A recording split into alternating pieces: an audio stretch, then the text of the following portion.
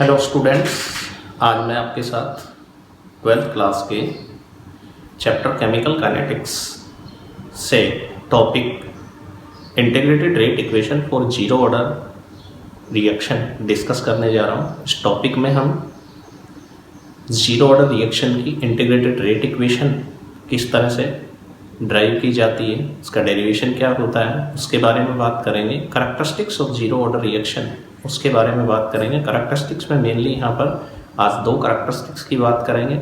First, dependence of rate और rate constant of zero order reaction on initial concentration, and second one is half life time period of zero order reaction. Remaining जो characteristics हैं उनकी examples zero order reaction के और numerical problems की हम next video में बात करेंगे। सो आप इसी तरह के इंटरेस्टिंग वीडियोस के लिए मेरे चैनल के साथ बने रहिए, सब्सक्राइब कीजिए। KVS Bablu sir KVS chemistry, bell icon दबाइए। Let us start. सबसे पहले हम बात करते हैं इंटीग्रेटेड रेट इक्वेशन क्यों दी जाती है डिफरेंट टाइप की जो ऑर्डर्स हैं रिएक्शन के उनके लिए। एक्चुअली जो average rate of the reaction या instant rate of the reaction determine करते हैं हम ग्राफिकल रिप्रेजेंटेशन से। Those methods are not convenient to express actual rate of the reaction. वो उनमें रिएक्शन की एक्चुअल रेट को कन्वीनियंटली एक्सप्रेस नहीं किया जाता। देयरफॉर कन्वीनियंस के लिए एक्चुअल रेट को डिटरमाइन करने के लिए इंटीग्रेटेड रेट इक्वेशन दी जाती है डिफरेंट टाइप के ऑर्डर्स ऑफ रिएक्शंस के लिए। ऑर्डर्स की हम पीछे बात कर चुके हैं लेक्चर्स के अंदर। What is order of the reaction, कि जो रिएक्शन की रेट है वो रिएक्टेंट की किस पावर के अकॉर्डिंग चेंज होती है। जब हम रिएक्टेंट की कंसंट्रेशन में चेंज करते हैं तो उस रिएक्टेंट की किस पावर के अकॉर्डिंग रिएक्शन की रेट में चेंज होता है, that power is known as order for that reactant. और अगर रिएक्टेंट एक से ज़्यादा है तो जो रिएक्टेंट्स हैं उनकी कंसंट्रेशन चेंज की जो पावर्स होती हैं या एक्टिव मास की जो पावर्स होती हैं उनका जब हम सम कर देते हैं तो रिएक्शन का ऑर्डर डिटरमाइन होता है। Now what is zero order reaction?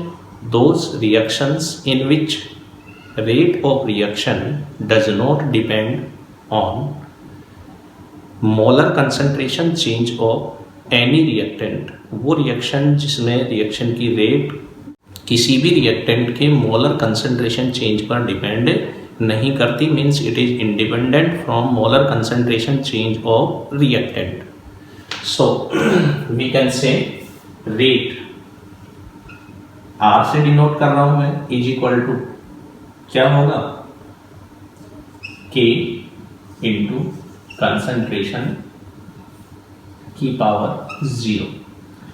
और जब कंसंट्रेशन की पावर 0 लिखी जाती है इसका मतलब वो जो ऑर्डर है रिएक्शन का वो क्या होगा, 0 हो जाएगा। ये पूरी टर्म क्या हो जाएगी, 1। तो रेट ऑफ रिएक्शन, और वी कैन से जो रेट कांस्टेंट है रिएक्शन का वही क्या बन जाती है, रिएक्शन की रेट, और उसको क्या कहते हैं, स्पेसिफिक रिएक्शन रेट भी कहा जाता है। सो कैसे डिफाइन करेंगे जीरो ऑर्डर रिएक्शन को? The reaction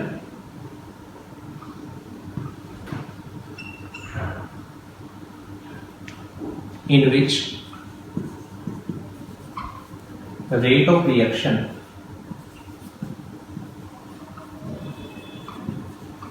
is independent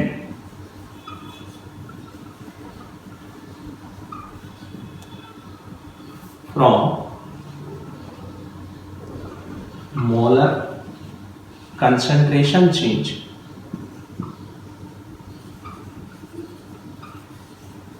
of any reactant।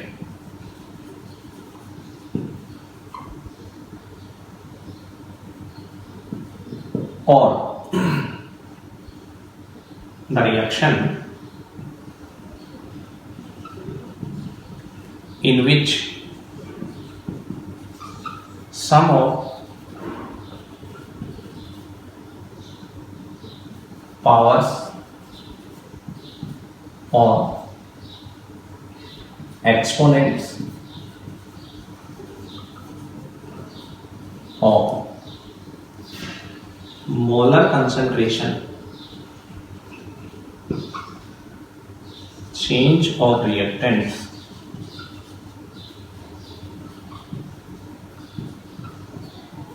is zero in rate law of rate expression.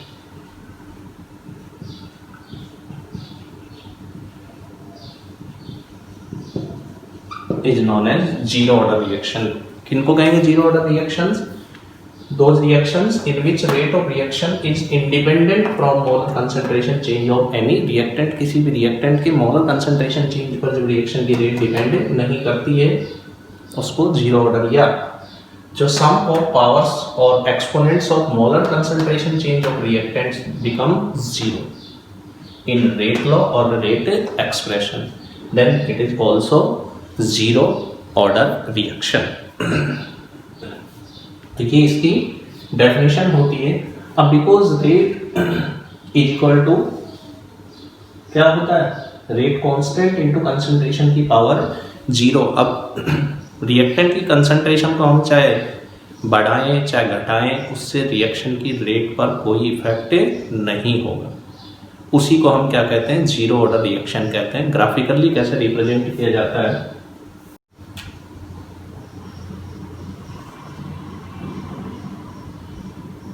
यहाँ पर हम रेट लेंगे रिएक्शन की. रेट को हम क्या लिख सकते हैं, dx upon dt in terms of product. Rate को प्रोडक्ट की टर्म में भी डिफाइन किया जा सकता है और रिएक्टेंट की टर्म में भी. और यहाँ पर मैंने क्या लिया, कंसंट्रेशन लिया.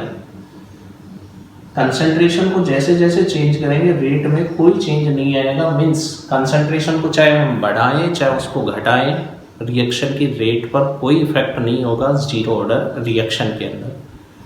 लेकिन एक चीज आपको इम्पोर्टेंटली याद रखनी है, वो क्या है, वो ये है कि चाहे रिएक्शन का ऑर्डर कुछ भी हो, क्योंकि रिएक्शन का ऑर्डर हमेशा डिपेंड करता है रिएक्शन के सर्कमस्टेंसेस पर.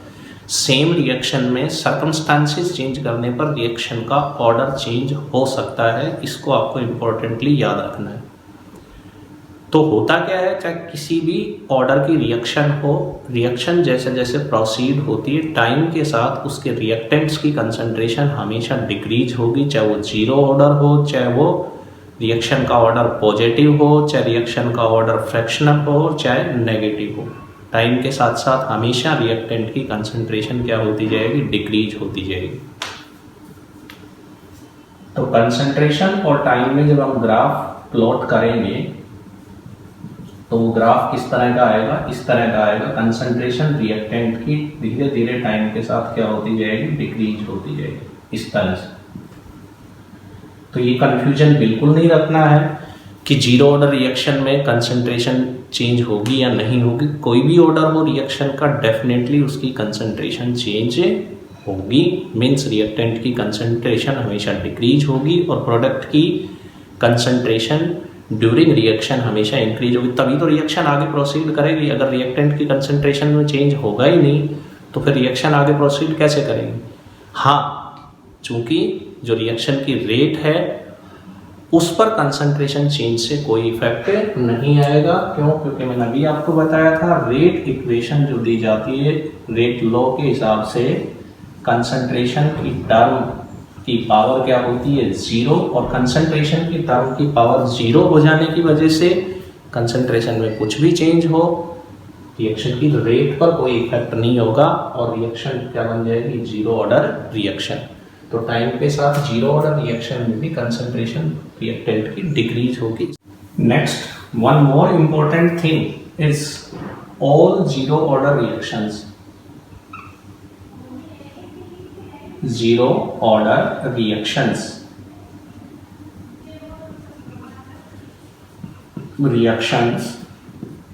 are elementary. सभी जीरो ऑर्डर रिएक्शन क्या होती है, एलिमेंट्री होती है. And there मॉलिक्यूलैरिटी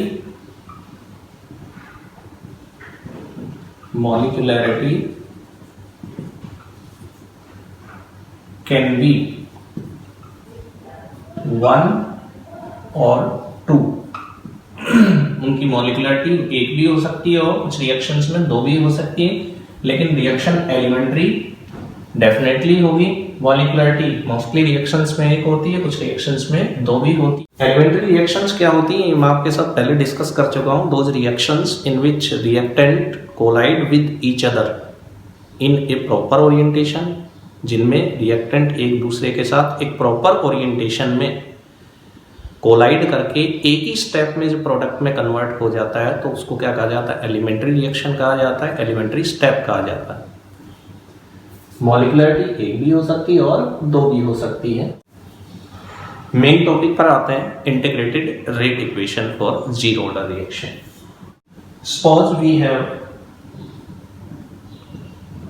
any reaction A converted into product. ये कोई जीरो ऑर्डर रिएक्शन है जिसमें ए रिएक्टेंट किसमें कन्वर्ट होता है, प्रोडक्ट में। Time t equal to zero, जब रिएक्शन स्टार्ट नहीं हुई थी तब ए का अमाउंट कितना था, ए की कंसंट्रेशन कितनी थी, या ए के नंबर ऑफ मोल्स कह सकते हैं कितने थे, इसको पार्शियल प्रेशर भी ले सकते हैं। स्मॉल ए था, प्रोडक्ट जीरो था।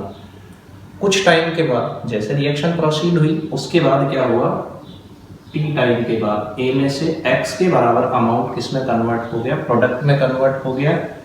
तो ए बिकम ए माइनस एक्स और प्रोडक्ट कितना आ जाएगा, एक्स। अगर इस ए को मैं ए नोट के बराबर मान लूं इनिशियल कंसंट्रेशन, और ए माइनस एक्स को मैं ए टी मान लूं, this is concentration of reactant after time T.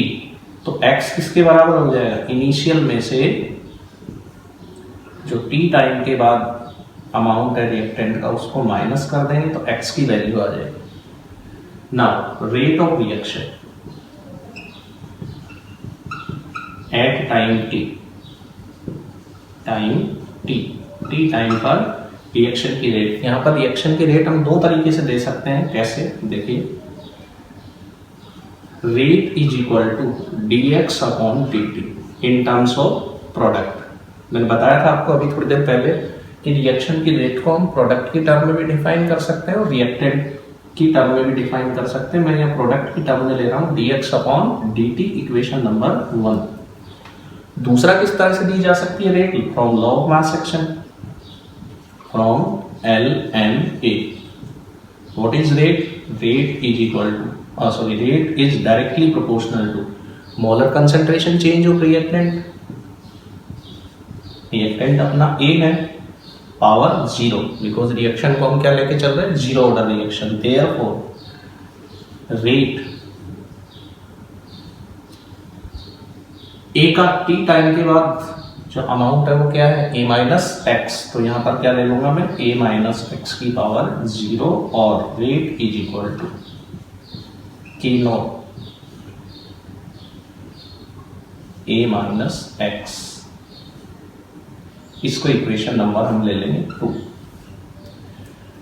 Both equation 1 and 2 represent rate of reaction. दोनों ही किसको रिप्रेजेंट कर रहे हैं, रेट ऑफ रिएक्शन को रिप्रेजेंट कर रहे हैं। इसलिए हम दोनों को क्या ले सकते हैं, इक्वल मान सकते हैं। dx upon dt is equal to के नॉट ए माइनस एक्स की पावर 0। ए माइनस एक्स की पावर 0, किसी भी टर्म की जब पावर 0 होती है तो उसकी वैल्यू कितनी हो जाती है, 1। Therefore dx upon dt is equal to k naught. What is k naught? K naught is rate constant for zero order reaction, या इसको क्या कह सकते हैं, specific reaction rate for zero order reaction. dx upon dt क्या है यहाँ पर, differential rate equation for zero order reaction. कौन सी इक्वेशन है, डिफरेंशियल इक्वेशन है। Therefore dx is equal to के नॉट इंटू dt। x को एक तरफ रखेंगे, बाकी टर्म्स को एक तरफ कर देंगे। अब इसका क्या करेंगे, इंटीग्रेशन करेंगे। Integration of dx is equal to के nought integration of dt। dx का इंटीग्रेशन क्या होगा, x के नॉट कांस्टेंट है, dt का क्या हो जाएगा, t plus C nought. What is C nought, C nought is integration constant for zero order reaction. इस कांस्टेंट है तो उसको डिटरमाइन किसी भी कंडीशन में हम कर सकते हैं। कंडीशन हम क्या ले रहे हैं यहाँ पर, time t is equal to 0 पर x कितना है 0, क्योंकि यहाँ पर अपने पास x है और t है। At t is equal to 0 what will be x is equal to 0। c0 की वैल्यू निकालने के लिए जब मैं t की जगह 0 पुट कर दूंगा ये टर्म 0 हो जाएगी, x की जगह 0 पुट कर दूंगा ये टर्म भी 0 हो जाएगी। Therefore c0 is equal to क्या आ जाएगा 0।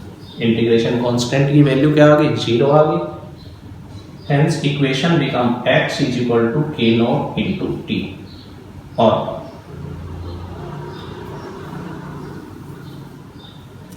k0 इज इक्वल टू अपने पास आ जाएगा x बाय t।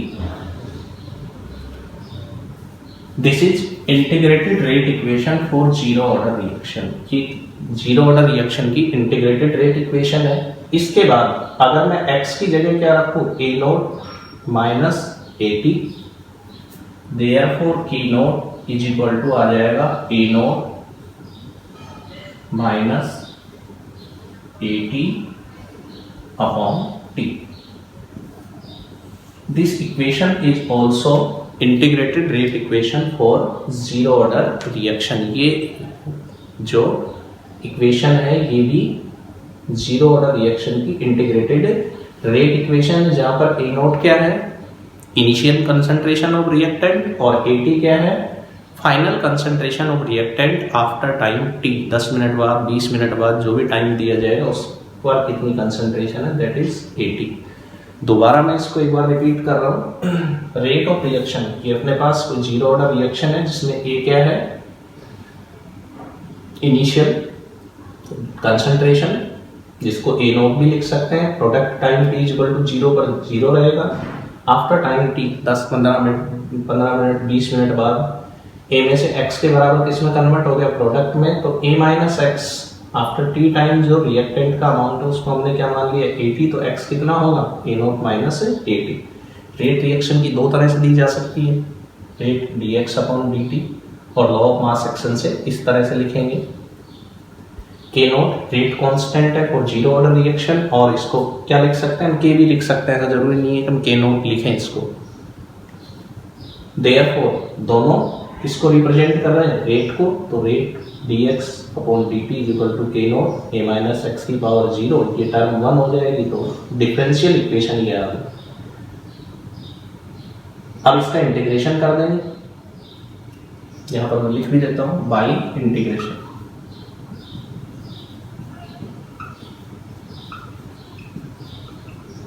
इंटीग्रेशन करेंगे तो dx का x k0 कांस्टेंट है, dt का t हो जाएगा प्लस c0 की वैल्यू निकाल लेंगे क्योंकि ये कांस्टेंट है। इन कंडीशंस में t इक्वल टू 0 पर x 0 होगा तो c0 भी क्या आ जाएगा 0। Therefore equation become x is equal to k0 into t and k0 is equal to x by t। x amount of product after time t, कितना product बना है t टाइम जो भी हमें टाइम दे रखा है उसके बाद रिएक्शन का कंप्लीशन कितना होगा। k0 a0 माइनस x को हम क्या लिख सकते हैं a0 माइनस at लिख सकते हैं divided by t। What is a0 initial concentration of reactant और what is at concentration of reactant after time t। Now characteristics of zero order reaction. What are characteristics, मैंने बताया था आपको characteristics के अंदर डिपेंडेंस ऑफ रेट और rate constant of zero order reaction और initial concentration है। दूसरा हाफ लाइफ टाइम पीरियड है रिएक्शन का, किस तरह से दिया जाएगा। तीसरा है ग्राफिकल रिप्रेजेंटेशन। चौथा इसके एग्जांपल्स हैं। यहाँ पर हम सिर्फ दो कैरेक्टरिस्टिक्स की बात कर रहे हैं। One is dependence of rate of reaction on initial concentration and second one is half life time period. We have integrated rate equation k0 is equal to x by t or k0 is equal to a0 minus at upon t. These are integrated rate equations for zero order reaction. ये zero order reaction की क्या थी integrated rate equation थी। Now what is x amount of product, जो के note है reaction का rate constant है, वो इनिशियल कंसंट्रेशन ए पर डिपेंड नहीं कर रहा, जो रिएक्टेंट की इनिशियल कंसंट्रेशन थी। यहाँ पर आप कहेंगे कि ए नोट इसके अंदर आ रहा है तो इस पर डिपेंड करना चाहिए। यहाँ पर ए नोट आ रहा है बट ये डिफरेंस है ए नोट माइनस ए टी का, तो ये रिएक्शन की रेट को या रेट कांस्टेंट को अफेक्ट नहीं करेगा। इसको आपको अच्छे से समझना है। मीन्स फर्स्ट कैरेक्टरिस्टिक्स क्या होता है, rate of zero order reaction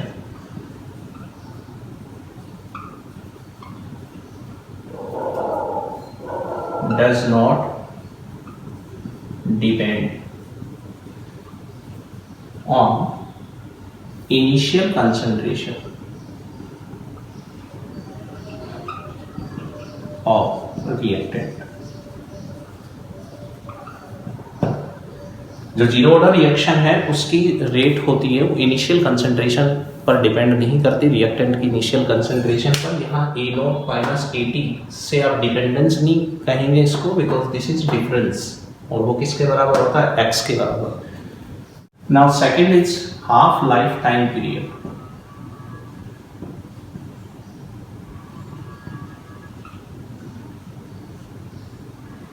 दूसरा जो कैरेक्टरिस्टिक्स होता है वो half life time period. What is half life time period?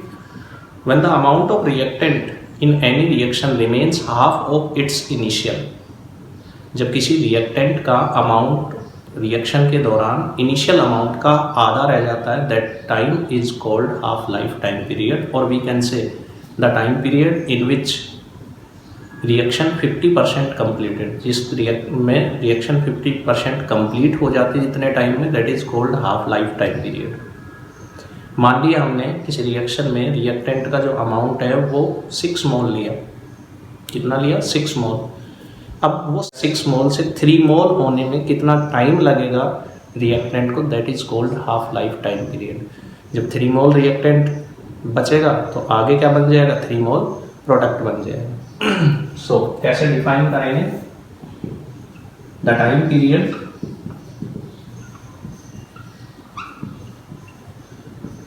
in which amount of reactant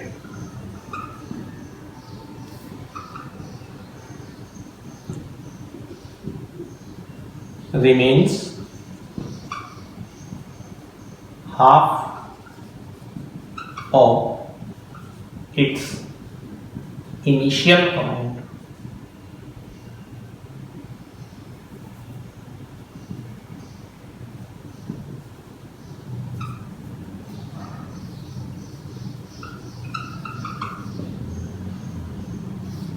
जब किसी रिएक्टेंट का अमाउंट अपने रिएक्शन इनिशियल अमाउंट का कितना रह जाता है, हाफ रह जाता है, that is called half life time period. और व्हेन और time period in which 50%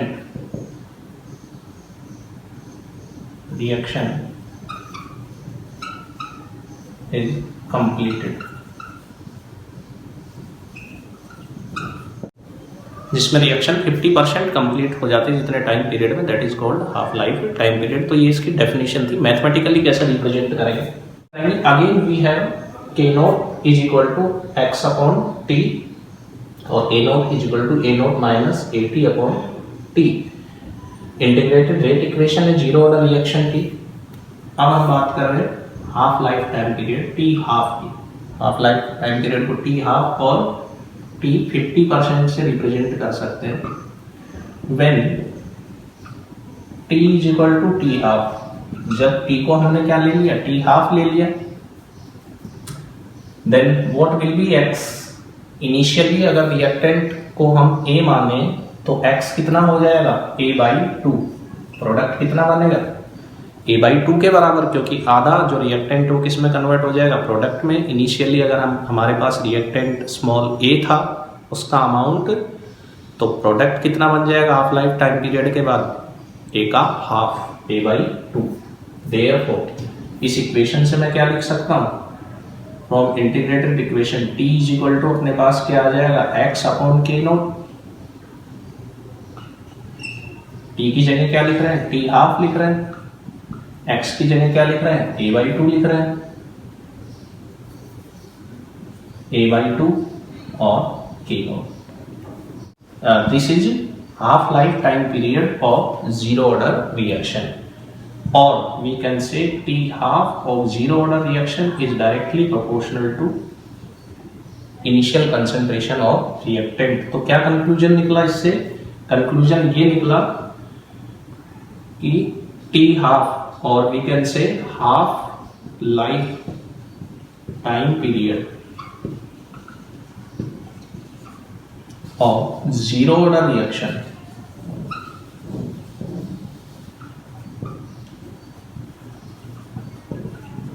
depends on initial concentration of reactant। Zero order reaction का हाफ लाइफ टाइम पीरियड जो होता है वो रिएक्टेंट की इनिशियल कंसंट्रेशन पर डिपेंड करेगा। ग्राफिकली कैसे रिप्रेजेंट करेंगे इसको, ग्राफिकली इस तरह से रिप्रेजेंट करेंगे, अगर मैं इस एक्सिस पर कंसंट्रेशन और इस एक्सिस पर टी हाफ लूं तो बिकॉज दोनों एक दूसरे के डायरेक्टली प्रोपोर्शनल है तो एक स्ट्रेट लाइन आएगी ग्राफ और जो ओरिजिन पॉइंट से निकली इस तरह का ग्राफ होगा। इस रिलेशन से हम क्या कंक्लूजन निकाल सकते हैं, इस रिलेशन से हम कंक्लूजन ये निकाल सकते हैं कि t half of any reaction is always directly proportional to a की पावर 1 माइनस एन। किसी भी रिएक्शन का जो हाफ लाइफ टाइम पीरियड होता है वो इनिशियल अमाउंट की पावर 1 माइनस एन के डायरेक्टली प्रोपोर्शनल होता है। जी what is n, n is order of the reaction, order of reaction. Zero order reaction है तो t half is directly proportional to a. अगर रिएक्शन फर्स्ट ऑर्डर होगी तो इसकी टर्म क्या हो जाएगी, ये 1 minus 1 0 means half lifetime period of first order reaction is independent from initial concentration of reactant। Zero order का डिपेंड करता है half life time period initial concentration of reactant पर, बट फर्स्ट ऑर्डर का जो हाफ लाइफ टाइम पीरियड है वो initial concentration पर depend नहीं करेगा। तो जो रिएक्शन का टी हाफ है वो किसके बराबर आ गया अपने पास, half life time period T half is equal to अपने पास आ गया a अपॉन 2k नॉट। ये half life time period t 3/4 और t 75%। क्या होता है t 3/4 या t 75%, जब रिएक्शन में रिएक्टेंट का इनिशियल अमाउंट 1/4 रह जाता है, मीन्स 3/4 जो रिएक्टेंट है वो किस में कन्वर्ट हो जाता है प्रोडक्ट में, दैट इज कॉल्ड t 3/4 और t 75%। Therefore we can say when 75% of reaction is completed और 75% of reactant converts into product, that time period is known as t 3/4 और t 75%। Now again from this equation we can say t is equal to x upon k naught। Therefore if t become t 3/4 then what will be x? Initially अगर हमारे पास reactant a था small a तो product कितना बन जाएगा t 3/4 time पर 3k/4। 3/4 of reactant convert into product and t 3/4 is equal to अपने पास आ जाएगा 3a अपॉन 4k नॉट। और इसको क्या लिख सकते हैं हम t 3/4 is equal to 3/2 into a upon 2k nought. And what is a upon 2k nought, t half होता है, therefore t 3/4 is equal to 1.5 into t half. t 3/4 और t हाफ में क्या रिलेशन होगा, 1.5 ऑफ t हाफ होगा t 3/4 for zero order reaction. ये इसके अंदर एक रिलेशन आ गया, इसको आप नोट कर लेंगे। नाउ T 100%, यहाँ पर T 3/4 का क्या रिलेशन आया, 1.5 of T half. T 100% means जब टोटल रिएक्टेंट किस में कन्वर्ट हो गया, प्रोडक्ट में। तो जब T = T 100% हो जाएगा मीन्स रिएक्शन 100% कंप्लीट हो जाएगी, then what will be X। अगर इनिशियली A है तो X किसके बराबर हो जाएगा, A के।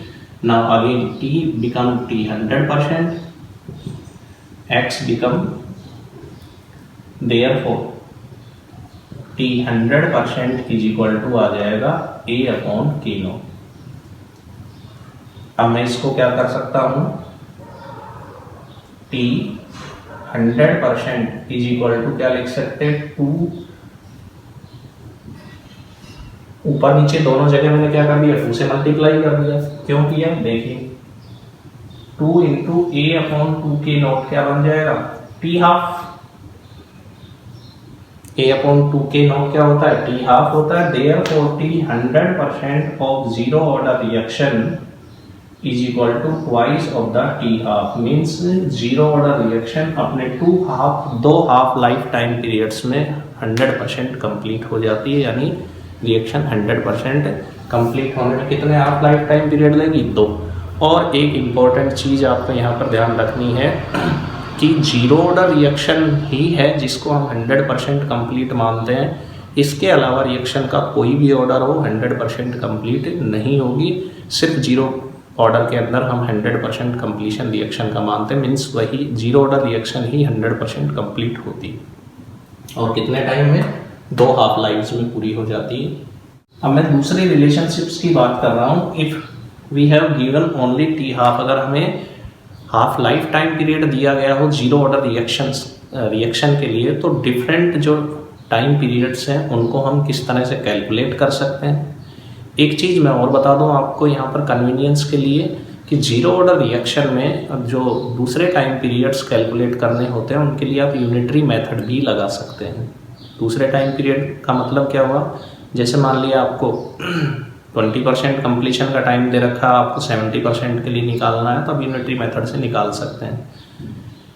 20% कंप्लीशन का टाइम दे रखा है, आपको 90% कंप्लीशन के लिए निकालना है, यूनिटरी मेथड लगा सकते हैं, but only in case of zero order reaction. और सिर्फ किसके लिए, आप अपने कैलकुलेशंस के लिए, जो कंपटीशन एग्जाम्स में कोई क्वेश्चन आता है उनके लिए आप लगा सकते हैं। बोर्ड में इस मेथड को यूज़ नहीं कर सकते, बोर्ड में अपना जो इंटीग्रेटेड रेट इक्वेशन है उसी से निकाला जाता है। Now what are relations in case of